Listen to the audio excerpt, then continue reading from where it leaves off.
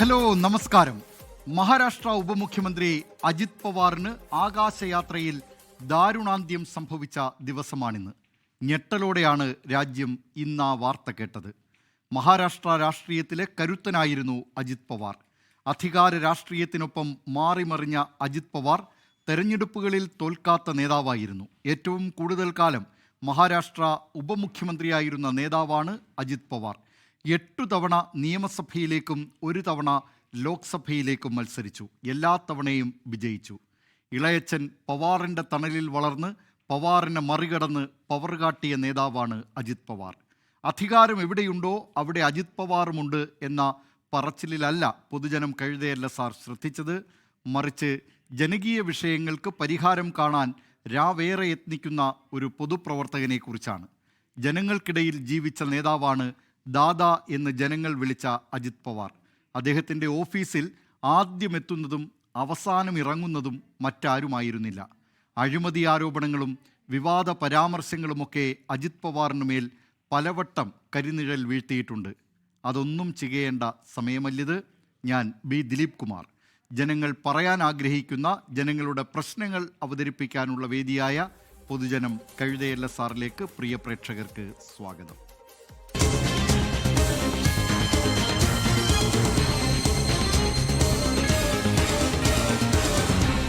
പൊതുജനം കഴുതയല്ല sir. Online delivery രംഗത്ത് സാമൂഹ്യ സുരക്ഷ ഉറപ്പാക്കി കർണാടക.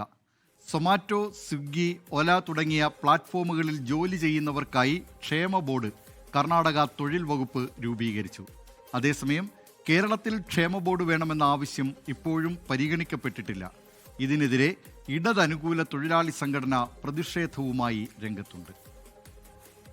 2025 കർണാടക പ്ലാറ്റ്ഫോം അധിഷ്ഠിത ഗിഗ് വർക്കേഴ്സ് ആക്ട് പ്രകാരമാണ് തൊഴിലാളികളെ ക്ഷേമ ബോർഡിൽ ഉൾപ്പെടുത്തിയത്.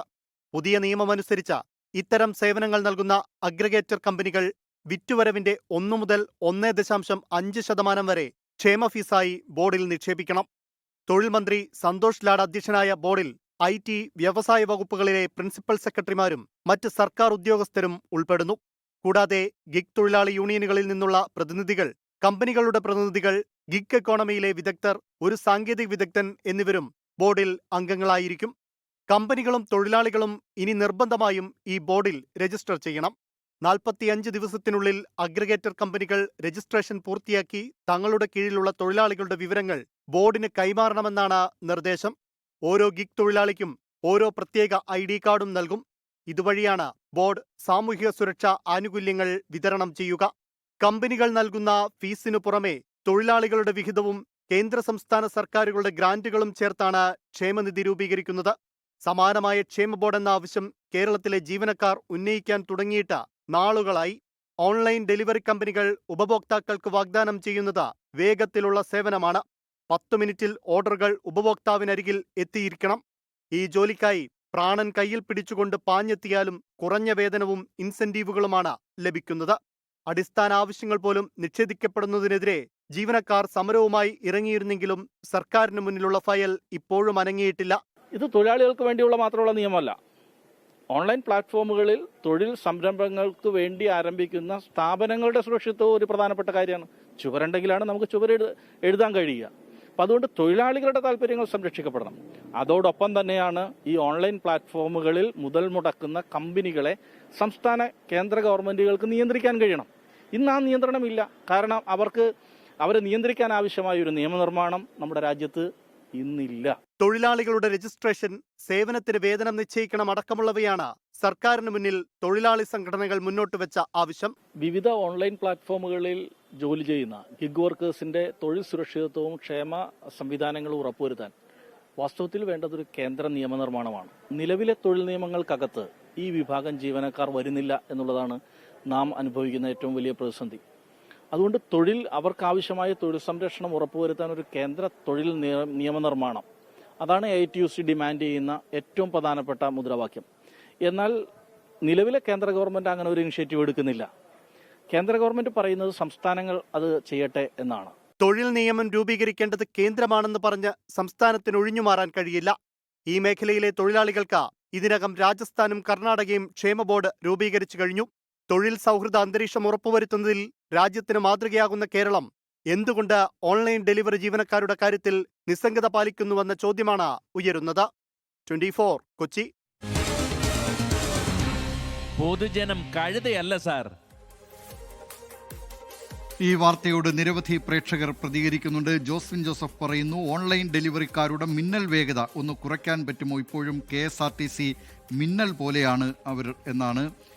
അരുൺജി പറയുന്നുണ്ട്, ഇത്തരം ഫുഡ് ഡെലിവറി ചെയ്യുന്ന ആളുകളോട് ചില ഫ്ലാറ്റ് അസോസിയേഷനുകൾ ക്രൂരമായാണ് പെരുമാറുന്നത്. ലിഫ്റ്റ് ഉൾപ്പെടെയുള്ളവ പല ഫ്ലാറ്റുകളിലും ഇവർക്ക് നിഷേധിക്കപ്പെടുന്നു. അവരും മനുഷ്യരാണ് എന്നാണ് പറയുന്നത്. രവികുമാർ പറയുന്നു, എന്താണ് ഗിഗ് തൊഴിലാളികളുടെ പ്രശ്നം കേരള സർക്കാർ പരിഹരിക്കാത്തത് എന്ന ചോദ്യമാണ് പറയുന്നത്. രഘുനന്ദനൻ തിരുമുല്ലവാരം പറയുന്നുണ്ട്, ഇവർക്ക് സുരക്ഷ ഉറപ്പുവരുത്തണമെന്ന്. ഈ നിലയിലുള്ള നിരവധി പ്രതികരണങ്ങളാണ് 24-ൻ്റെ സോഷ്യൽ മീഡിയ പേജുകളിൽ, യൂട്യൂബ് ഉൾപ്പെടെ വന്നുകൊണ്ടിരിക്കുന്നത്. ഏതായാലും ഈ ഗിഗ് തൊഴിലാളികൾ എന്ന് പറയുന്ന ഓൺലൈൻ ഡെലിവറി അവരുടെ ക്ഷേമത്തിനായി കർണാടക സർക്കാരാണ് സാധാരണഗതിയിൽ നിരവധി ക്ഷേമ ബോർഡുകളൊക്കെ രൂപീകരിച്ച് അസംഘടിത മേഖലയിൽ വലിയ ക്ഷേമ പ്രവർത്തനങ്ങളാണ് കേരളം രാജ്യത്തിന് തന്നെ പലപ്പോഴും മാതൃകയാകാറുണ്ട്. പക്ഷേ ഈ കാര്യത്തിൽ ഇപ്പോൾ കർണാടക കേരളത്തെ കടത്തിവെട്ടിയിരിക്കുകയാണ്.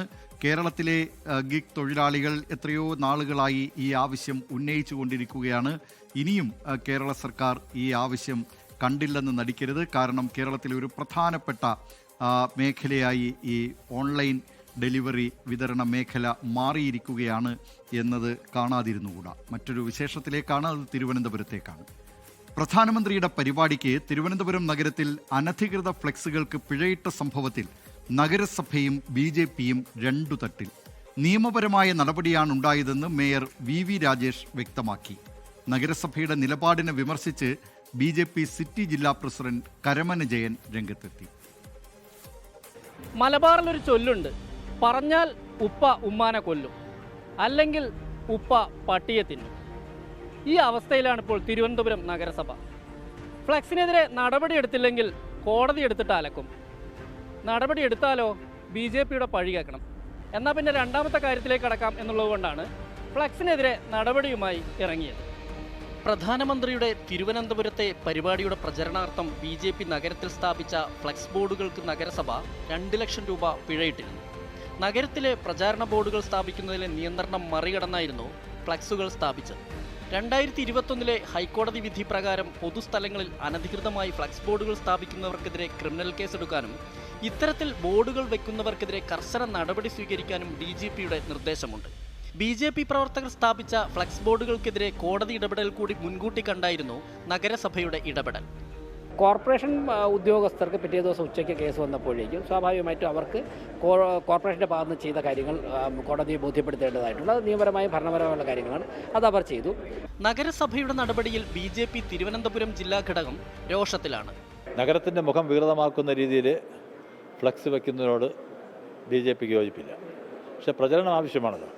ഇപ്പോൾ വയ്ക്കേണ്ട രീതിയിൽ നിയമപരമായിട്ട് ഫ്ലക്സ് വെക്കണം എന്നുള്ളത് തന്നെയാണ് BJPയുടെ നയം.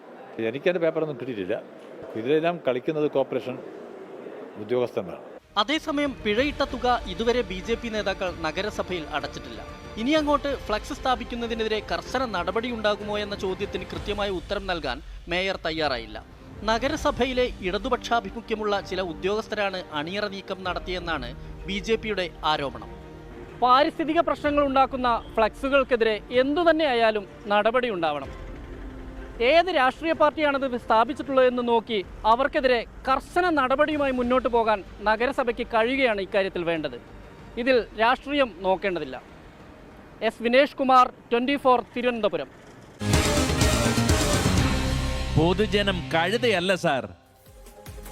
ഏതായാലും തിരുവനന്തപുരത്തെ ഈ അനധികൃത ഫ്ലെക്സുകളുടെ കാര്യത്തിൽ നേരത്തെ കേരള ഹൈക്കോടതി തന്നെ ഈ അനധികൃത ഫ്ലെക്സുമായി ബന്ധപ്പെട്ടുള്ള ഉത്തരവ് പുറപ്പെടുവിച്ചിട്ടുള്ളതാണ്. അതുകൊണ്ട് അത് രാഷ്ട്രീയ പാർട്ടികൾ പാലിക്കാൻ ബാധ്യസ്ഥരാണ്.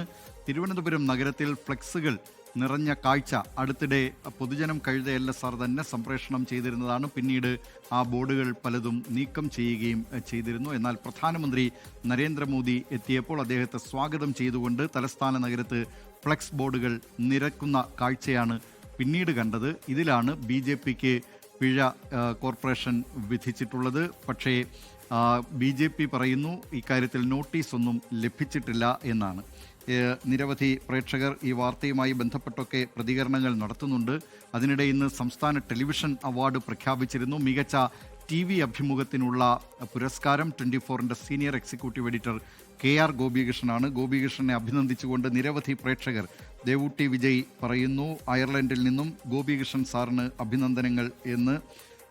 രവികുമാർ PB അവാർഡ് ജേതാവ് ഗോപികൃഷ്ണനെ അഭിനന്ദനങ്ങൾ അറിയിക്കണം എന്ന കാര്യം പറയുന്നുണ്ട്. മോഹൻ പിലാത്തറയും 24ലെ ഗോപികൃഷ്ണന് പുരസ്കാരം ലഭിച്ചതിൽ അഭിനന്ദിക്കുന്നുണ്ട്. അങ്ങനെ നിരവധി പ്രേക്ഷകരാണ് KR ഗോപികൃഷ്ണനെ അഭിനന്ദനങ്ങൾ അറിയിക്കുന്നത്. 24നെ സംബന്ധിച്ച് പുരസ്കാര നേട്ടം വളരെ അഭിമാനകരവും ചാരിതാർത്ഥ്യജനകവുമാണ്. മറ്റൊരു വിശേഷത്തിലേക്കാണിനി. മലപ്പുറത്ത് MP ഫണ്ട് ഉപയോഗിച്ച് നടത്തുന്ന റോഡ് നിർമ്മാണം ജനങ്ങൾക്ക് ഉപകാരപ്പെടാത്ത ഭാഗത്തെന്ന് പരാതി. മൂലേപ്പാടം വിജയപുരം റോഡ് നിർമ്മാണത്തിൽ പ്രഥമ പരിഗണന കോഴി മാലിന്യ സംസ്കരണ കേന്ദ്രത്തിലേക്കുള്ള ഭാഗത്തിനെന്നാണ് ആരോപണം.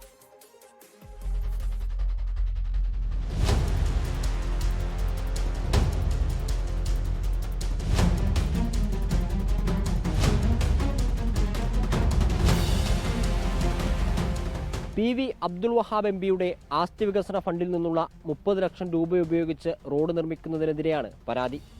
ജനവാസ മേഖലയിൽ ടാറിംഗ് നടത്താതെ റോഡിന്റെ അവസാന ഭാഗത്ത് റോഡ് നിർമ്മിക്കുന്നതിനെതിരെയാണ് ജനങ്ങൾ രംഗത്തു വന്നത്. മൂലേപ്പാടത്തു നിന്നും വിജയപുരം ഭാഗത്തേക്കുള്ള പൊട്ടിപ്പൊളിഞ്ഞു കിടക്കുന്ന റോഡിന്റെ ആദ്യ ഭാഗത്ത് ടാറിംഗ് നടത്തിയാലേ ഇവിടെ താമസിക്കുന്ന ജനങ്ങൾക്ക് പ്രയോജനപ്പെടൂ. മൂലേപ്പാടത്തു നിന്നും വിജയപുരത്തേക്കുള്ള റോഡിന്റെ നായാടംപൊയിൽ മലയോര പാതയിൽ നിന്നും പണി തുടങ്ങണമെന്നാണ് നാട്ടുകാർ പറയുന്നത്. എന്നാൽ MP ഫണ്ട് ചെലവഴിച്ച് റോഡിന്റെ നിർമ്മാണം നടത്തുന്നത് അവസാന ഭാഗത്ത്. ബ്ലോക്ക് പഞ്ചായത്ത് 10 ലക്ഷം രൂപ ചെലവഴിച്ച് നിർമ്മിക്കുന്ന ഭാഗത്തെ ഗുണം മാത്രമായിരിക്കും ജനങ്ങൾക്ക് ലഭിക്കുക. ഫാക്ടറിയുടെ അവിടെ നിന്നാണ് അവർ പണിയാൻ പോകുന്നത്. അതുകൊണ്ട് ഞങ്ങൾ നാട്ടുകാർക്ക് ഒരു ഗുണമില്ല. മൂലേപ്പാട്ടിൽ നിന്ന് ഇങ്ങോട്ട് കയറുന്ന മുതലുള്ള റോഡ് പണിതാലും നാട്ടുകാർക്ക് കൊടുക്കും. അതിനിപ്പുറത്ത് നാട്ടുകാരിൽ നിന്ന് ഇവിടുന്ന് അടയ്ക്കേന്ന് പണിയുന്നിടത്തേക്ക് മുകളിലേക്ക് താമസമില്ല. എസ്റ്റിമേറ്റ് എടുക്കുന്ന സമയത്ത് കോഴി മാലിന്യ സംസ്കരണ കേന്ദ്രത്തിന് സമീപമുള്ള ഭാഗമാണ് തകർന്നിരുന്നതെന്നും അതിനാലാണ് അവിടെ നിർമ്മാണം നടത്തുന്നത് എന്നുമാണ് അധികൃതരുടെ വിശദീകരണം. പൊട്ടിപ്പൊളിഞ്ഞു കിടക്കുന്ന റോഡിലൂടെ 2 കിലോമീറ്ററോളം സഞ്ചരിച്ചാലാണ് കോഴി മാലിന്യ സംസ്കരണ കേന്ദ്രത്തിലെത്തുക. അവിടെ നിർമ്മാണം നടത്തിയിട്ട് ഞങ്ങൾക്ക് എന്തു കാര്യമെന്നാണ് നാട്ടുകാർ ചോദിക്കുന്നത്. മേലെ പണിയുന്ന അവിടെ 1-2 ഫാക്ടറി ഉണ്ട്. ആ ഫാക്ടറിക്കാർക്ക് മാത്രമേ അതിൻ്റെ ഗുണമുള്ളൂ. അവിടുന്ന് ആ ഫാക്ടറിയിലോട്ട് വണ്ടി കയറാൻ വേണ്ടിയാണ് ഇപ്പം മുകളിൽ കൊണ്ട് റോഡ് പണിയുന്നത്. അതിൻ്റെ ആവശ്യമല്ല, ഇത് ജനങ്ങൾക്ക് ആവശ്യമാണ്. ഇവിടുന്ന് ഈ നിർത്തിയെടുത്തുനിന്ന് പണിത് പോകുന്നുണ്ട്. ആദ്യം ഇവിടെ പിന്നെ കട്ട പതിപ്പിക്കാൻ പാസ്സായതാണ്. അത് പിന്നെ കമ്പനിക്കാരോ ആരൊക്കെ ഇടപെട്ടിട്ട് അത് മുകളിലോട്ട് കൊണ്ടുപോയി. അത് പറ്റില്ല. ഈ പണിത് നിർത്തേണ്ട ബാക്കിയായിട്ട് റോഡ് പണിയുന്നത്. അതാണ് ഞങ്ങളുടെ ആവശ്യം. ജനങ്ങളുടെ പണമല്ലേ, പൊതുജനങ്ങൾക്ക് ഉപകാരപ്പെടും വിധമല്ലേ അത് ചെലവഴിക്കേണ്ടത് എന്ന ചോദ്യം ന്യായമാണ്. ചില വ്യക്തികളുടെ താല്പര്യപ്രകാരം ആ പണം ചെലവഴിക്കുന്നു എന്ന ജനങ്ങളുടെ ആരോപണം പരിശോധിക്കപ്പെടേണ്ടത് തന്നെയാണ്. പൊതുജനം കഴുതയല്ല സാർ. കോഴിക്കോട് ഫറോക്കിൽ നാട്ടുകാർക്ക് അപകട ഭീഷണിയായി വാട്ടർ ടാങ്ക്.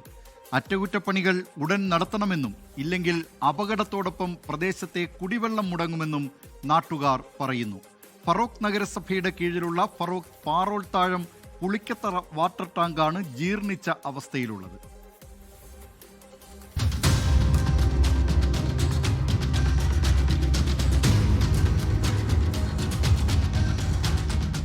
ഏകദേശം 30 വർഷം പഴക്കമുണ്ട് ഈ വാട്ടർ ടാങ്കിന്.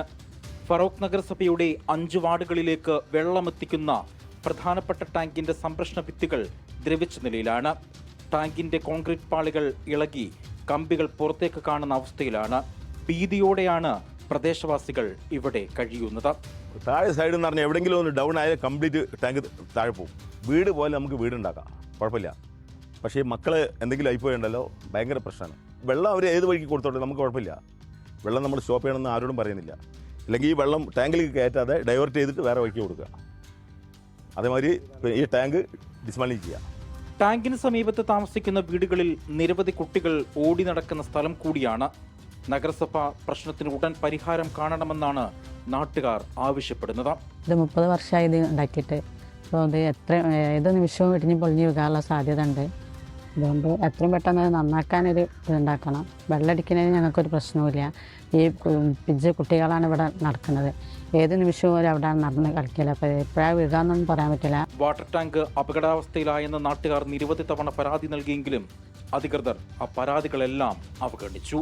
മുനിസിപ്പാലിറ്റി, വില്ലേജ്, പിന്നെ പോലീസ് സ്റ്റേഷനിലൊക്കെ പരാതി കൊടുത്തായി. ഇന്നല്ല കൊടുത്ത്, കുറേ മുമ്പ് ഞങ്ങൾ കൊടുത്തിരുന്നു. എന്താ വെച്ചാൽ അപ്പോൾ നമ്മളൊരു പോം വഴി കാണണം എന്നാണ് ഉദ്ദേശിക്കുന്നത്. എന്താ വെച്ചാൽ വെള്ളടി നമ്മൾ നിർത്തണ്ട നമ്മൾ പറയില്ല. അതിനേരം പോം വഴി ഒരു കണ്ടിട്ട് ഈ ടാങ്കിലേക്ക് ലോഡ് കയറ്റുന്നില്ലേ നിർത്തി വെക്കുക. നഗരസഭാ സെക്രട്ടറിക്കും പോലീസ് സ്റ്റേഷനിലും വരെ പരാതി നൽകിയിട്ടും ജനങ്ങളുടെ ജീവനും സ്വത്തിനും ഒരു സുരക്ഷയും നൽകുന്നില്ല. ജനങ്ങളുടെ സ്വത്തിനും ജീവനും ഭീഷണിയായ വാട്ടർ ടാങ്കിന്റെ അറ്റകുറ്റപ്പണികൾ എത്രയും വേഗം പൂർത്തീകരിക്കണമെന്നാണ് നാട്ടുകാർ ആവശ്യപ്പെടുന്നത്. നാട്ടുകാർ നിരവധി തവണ ഫറോക്ക് നഗരസഭയിലും പോലീസ് സ്റ്റേഷനിലടക്കം നിവേദനങ്ങൾ നൽകിയിട്ടും അതിനൊരു പരിഹാരം കണ്ടെത്താൻ ആയിട്ടില്ല. അജി കുഞ്ഞുമോൻ, 24 കോഴിക്കോട്. പൊതുജനം കഴുതയല്ല സാർ. മറ്റൊരു വിശേഷത്തിലേക്കാണ് ഇനി. അതിവേഗ റെയിൽപാതയിൽ കാസർഗോഡ് ജില്ലയെ ഒഴിവാക്കിയതിനെതിരെ വ്യാപക പ്രതിഷേധം. ജില്ലയോടുള്ള അവഗണന അതിവേഗ പാതയിലും തുടരുകയാണെന്നാണ് കാസർഗോഡ് നിന്നുള്ള ജനപ്രതിനിധികൾ ഉൾപ്പെടെയുള്ളവരുടെ പ്രതികരണം. തിരുവനന്തപുരത്ത് നിന്നും യാത്ര ആരംഭിക്കുന്ന അതിവേഗ ട്രെയിൻ കണ്ണൂരിൽ സർവീസ് അവസാനിപ്പിക്കുമ്പോൾ സപ്തഭാഷാ സംഗമഭൂമിയിലെ ജനങ്ങളുടെ പ്രതീക്ഷകൾക്ക് കൂടിയാണ് മങ്ങലേൽക്കുന്നത്. കേരളത്തിൽ അതിവേഗ റെയിൽപാതയ്ക്ക് DPR തയ്യാറാക്കാൻ റെയിൽവേ മന്ത്രാലയം ഡൽഹി മെട്രോ റെയിൽ കോർപ്പറേഷനെ ചുമതലപ്പെടുത്തിയതോടെ സംസ്ഥാനത്തെ ട്രെയിൻ ഗതാഗത മേഖലയിലെ വികസന സ്വപ്നങ്ങൾക്ക് ചിറകുമുളച്ചു.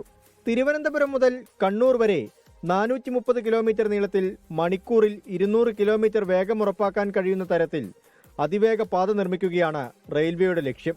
9 മാസത്തിനകം ഇതിന്റെ DPR പൂർത്തിയാക്കാമെന്ന് മെട്രോമാൻ ഇ ശ്രീധരൻ കേന്ദ്ര റെയിൽവേ മന്ത്രി അശ്വിനി വൈഷ്ണവിന് ഉറപ്പു നൽകുകയും ചെയ്തു. അതിവേഗ റെയിൽപാത കണ്ണൂരിൽ അവസാനിക്കുമെന്ന പ്രഖ്യാപനം വന്നതോടെയാണ് കാസർഗോഡൻ ജനതയുടെ സ്വപ്നങ്ങൾക്ക് നിറം മങ്ങിയത്. എന്ത് പറഞ്ഞിട്ട് ഒരു കാര്യമില്ല, കാസർഗോഡിനോട് അവഗണന തന്നെയാണ്.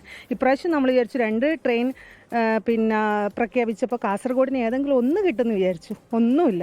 വൈകുന്നേരം TT നമ്മൾ ഓടിക്കുന്ന കാണുമ്പോൾ നമ്മളെല്ലാം ഗസറ്റഡ് പോസ്റ്റിലെല്ലാം വർക്ക് ചെയ്യുന്ന ഉദ്യോഗസ്ഥന്മാരാണ്, പക്ഷെ നമ്മൾ കള്ളന്മാരെ പോലെയാണ് അവർ ട്രീറ്റ് ചെയ്യുന്നത്. നമ്മളെ ഈ കാസർഗോഡിലെ ഒരു പാസഞ്ചർ ട്രെയിൻ പോലും എത്ര ഉണ്ടെന്ന് നിങ്ങളൊന്ന് അന്വേഷിച്ചാൽ മതി. ബാക്കിയുള്ളതിനെ അപേക്ഷിച്ചിട്ട് ഒന്നുമില്ല. അതിവേഗ റെയിൽവേ ഇപ്പം നമുക്ക് എത്ര ഉപകാരമുള്ള സാധനമാണെന്ന് ആലോചിക്കണേ.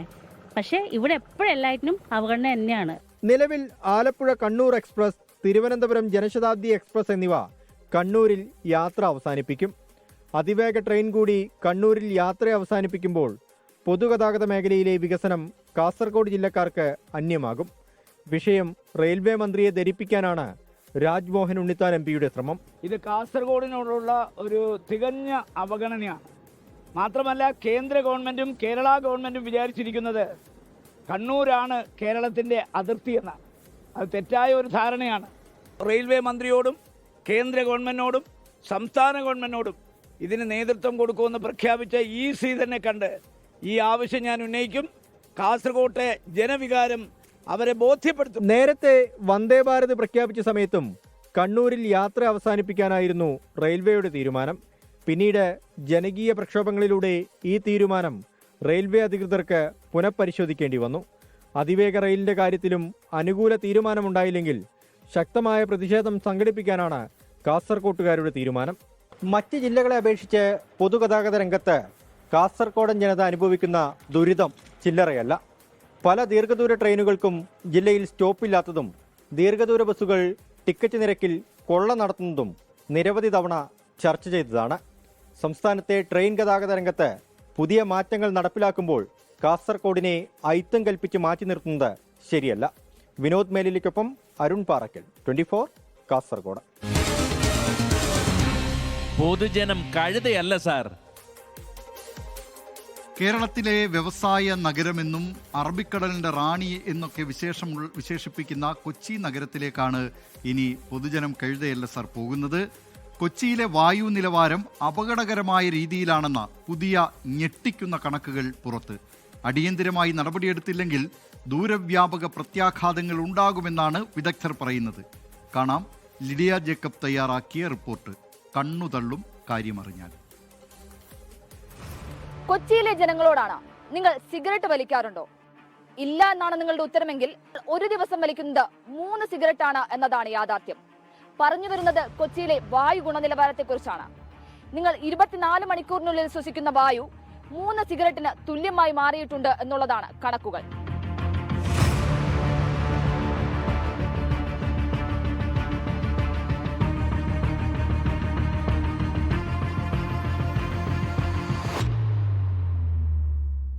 നവംബർ ഡിസംബർ മാസങ്ങളിലെ പുകമഞ്ഞു കണ്ട് അമ്പരന്നവരാണ് കൊച്ചിയിലെ ജനങ്ങൾ.